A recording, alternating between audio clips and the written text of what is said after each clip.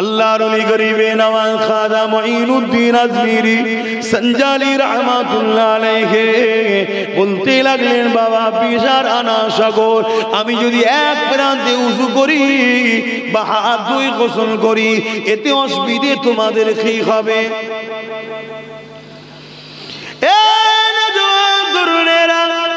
কিন্তু সৈন্যরা বড় জোর করলো, না রাজার হুকুম, আপনি পানি নিতে পারবেন না।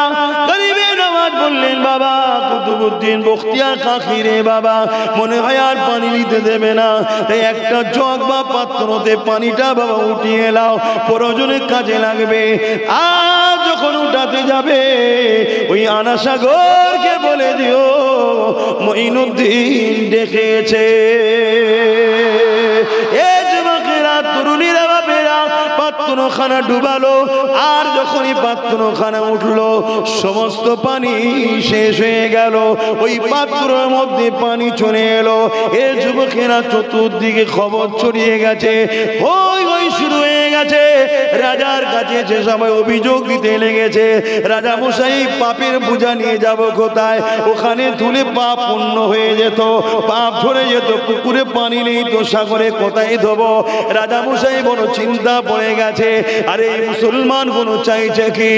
এ আজকে রাজারা শোন, আমরা মুসলমান কিছু চাই না, আমরা মুসলমান চাই এ জমিন আল্লাহর, আমরা আল্লাহর দাসত্ব করব স্বাধীনভাবে, আমাদেরকে ডিস্টার্ব করো না, আর আমরা ইজ্জতের রুটি খাবো, কারো ভিক্ষা আমরা চাই না, কারণ রিজিকের মালিক আল্লাহ, অন্য কেউ নয়। তাই গরিবে নওয়াজের কাছে যখন সৈন্য সামান দর পাঠিয়ে দিল, রাজা নিজেও চলে গেল, না খিসরানি দিতে লাগলো।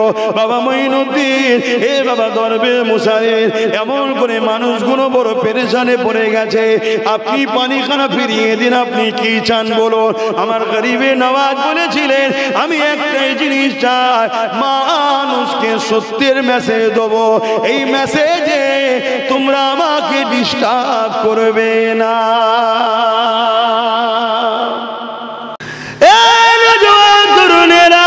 আরো একটা কথা বলি শোনেন, হুজুর আমার একদিন এক রাস্তা দিয়ে যায়, আর রাস্তা শেষ হওয়ার পরে গভীর জঙ্গল পড়েছে।